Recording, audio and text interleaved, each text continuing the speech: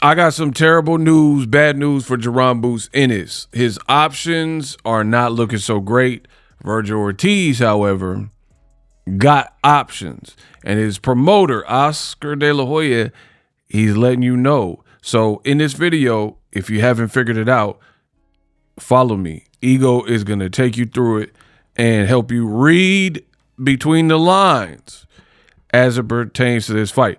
What up, Fight World? It's your boy Ego, and I'm back with some more boxing. Now, I'm the best in the business, and it's not even close. Often imitated, never duplicated.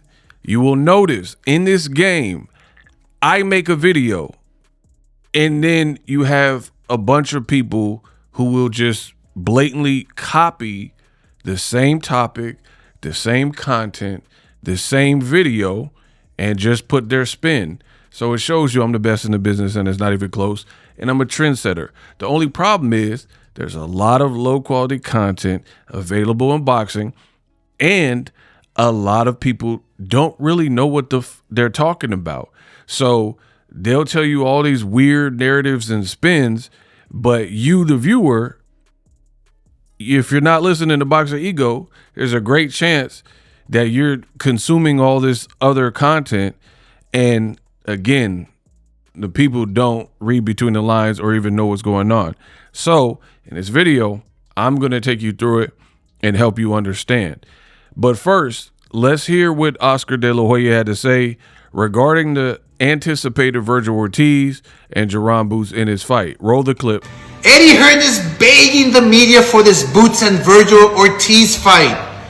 It's so stupid as a promoter to pigeonhole your fighter into one opponent. He just said pigeonhole your fighter into one opponent. It is stupid. Keep that in mind.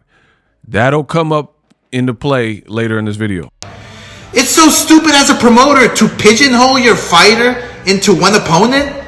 You lose your negotiating power, which ends up being a lot of lost money for your fighter. Also, every time a manager tries to be a hero and negotiate behind the promoter's back, they lose money for the fighter. And at the same time, violate the Muhammad Ali Act. And you know what? I'm gonna start sending legal letters enforcing this because I'm fucking tired of it. Some managers are just full of shit, and I will be exposing them, trust me. Look, Vergil can fight 2 or 3 different guys in mega fights. He's got options. Imagine him with Errol Spence at Dallas Cowboys Stadium, or Sebastian Fundora in a mega fight in Vegas. Boots is part of the plan, but it doesn't have to be next. But Eddie, since you're so desperate to make this fight, then let's do this. 60-40 for Vergil and 5% to the winner. Because I'm generous and I'm not moving off those numbers. You're the one who's begging for this fight. So let's go. So what is happening, a lot of people are not understanding. And in the next 1 minute, I will break it down. But first, listen to what he said here, because I didn't play this. Garcia Barrios fight and details. I've been busy. Yo, what's up, guys? Happy New Year, man. I've been busy this week finalizing the Ryan Garcia Barrios fight, and details will be announced on Monday. I'm really excited to be working with PBC and Al Heyman. I'm really excited to be working with PBC and Al Heyman. Now, I know some of you guys are like, Boxing Ego, I still don't get it. I need you to spoon feed me this boxing information and what's going down. Now, don't let the words and emotions distract you. Oscar is schooling Boots Ennis and also Eddie Hearn. Here's how. Despite if you want to see Vergil Ortiz and Boots, that doesn't matter. Oscar is exposing the business and a fundamental flaw for Eddie Hearn. And here it is. He just told you, I'm working with Al Heyman again and PBC, and we're excited to be doing this. That's one. We're working on Barrios, a PBC fighter, and our fighter, Ryan Garcia, announcement coming Monday. That's two. So you guys need to learn to read between the lines. I shouldn't have to spoon feed you guys, but again, you guys are out here listening to whatever content creators and they're spent. People are missing the major point. They're focused on Vergil Ortiz and Boots and like, oh, this guy ducked. And Vergil doesn't want it. The bottom line is this. It's a business. And I was thinking about it. There are reports that Oscar De La Hoya, his contract with Golden Boy and DAZN, will end and not be renewed through DAZN. So, for starters, from a business perspective, if that is in fact true, which it is being reported, look it up, why would you make this fight if the platform wants to fight with DAZN and they don't want to even re-up your contract for your regular fights in your company? You know what I mean? So that don't really make sense, especially when you just said, I'm happy to be working with PBC and Al Heyman again, and they actually have almost all of the talent not named Vergil Ortiz or Jaron Boots Ennis or maybe a Madrimov, because they don't have him at 54. But Madrimov took 2 losses in about 3 fights, and he's not a big name. You know what I mean? So outside of a couple guys like Murtazaev, most of the fighters are with PBC. You got Jermell Charlo, you got potentially Errol Spence, you got Sebastian Fundora, you have Tim Tszyu, you have Erickson Lubin, and so on and so forth. So the bottom line that some of you guys are missing is De La Hoya knows if he works with PBC, he got a whole playground full of fights that they can make and entertain that make more sense. Whilst if they don't get what they want, he told you, he was like 60-40. The part that didn't make sense, he said 60-40, which is 100%, and he said 5% to the winner. So that don't even make sense. It would have to, because that would be 105%. So really, he should have said the fight could be 60-35 with the additional 5% going to the winner. But whatever. That's just me being specific.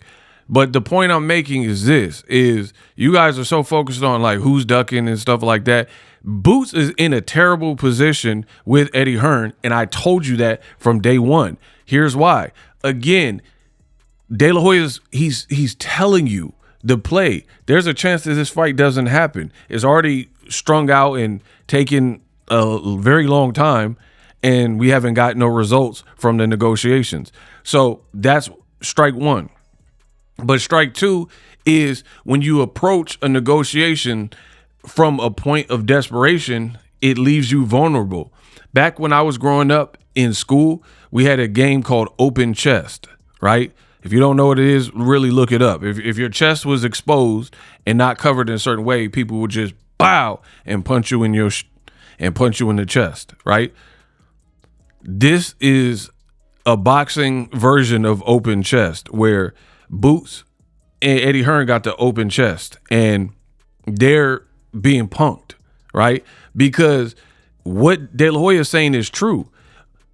Vergil has options, especially if he works with PBC. Now, you can argue, I don't want to see him fight Errol or Fundora or whatever, but the people will. If you put Fundora and Vergil Ortiz in Texas or Vegas, it'll do well. You know what I mean?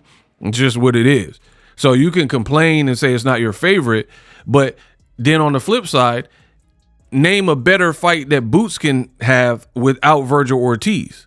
That's what you guys are missing, right? So Eddie Hearn, what fight can you provide Jaron Boots Ennis? You got Josh Kelly about to fight Murtazaev, right? And we have to see how that plays out, because if Josh Kelly wins, then what are you going to make, Boots versus Josh Kelly?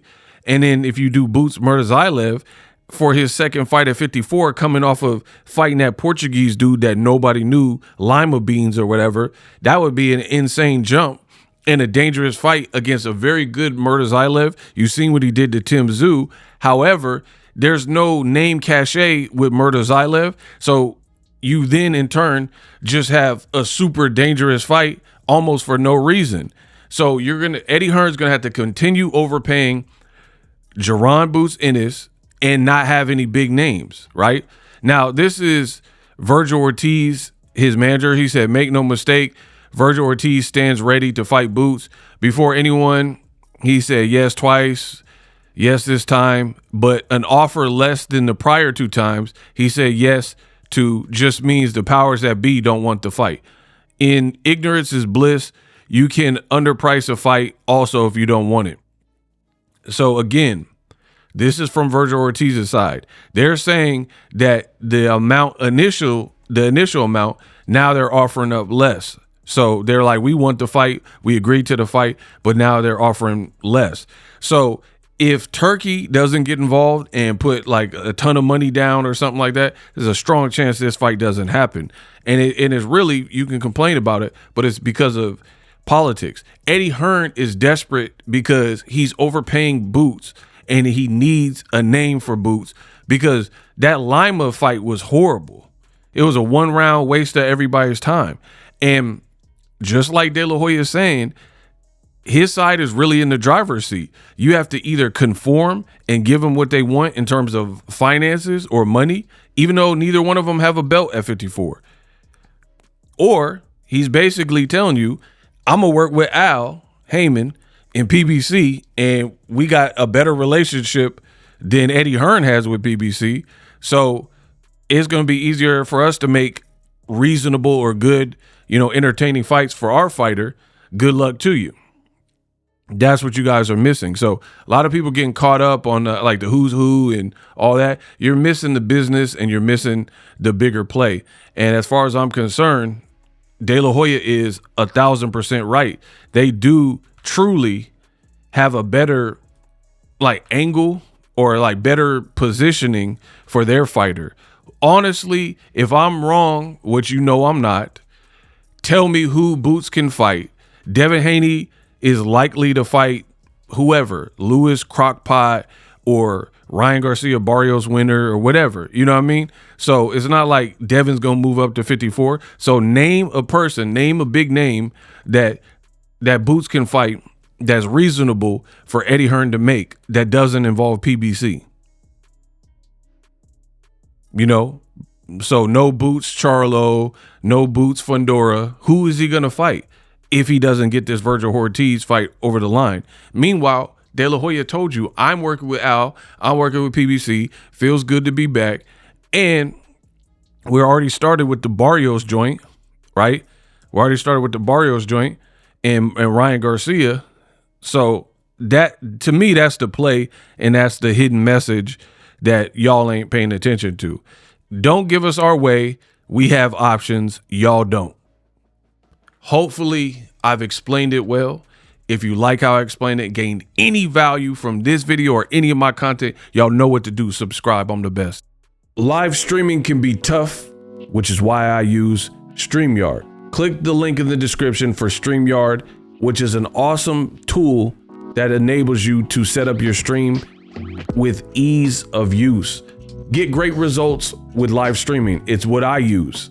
Stream to social media with ease with StreamYard. Live streaming is here to stay. Engage with your audience using StreamYard. Great way to reach out to your audience and connect. So you need a tool that can do that.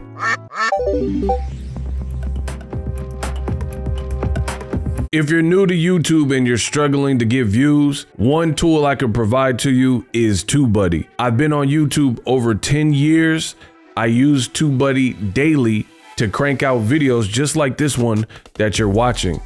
Learn how the pros do it with TubeBuddy. YouTube receives a lot of traffic, which also means a lot of creators, a lot of people putting out content. So you need to learn the ropes so you know how to separate yourself, especially if you're new, but even if you're a pro, use TubeBuddy. The link is in the description.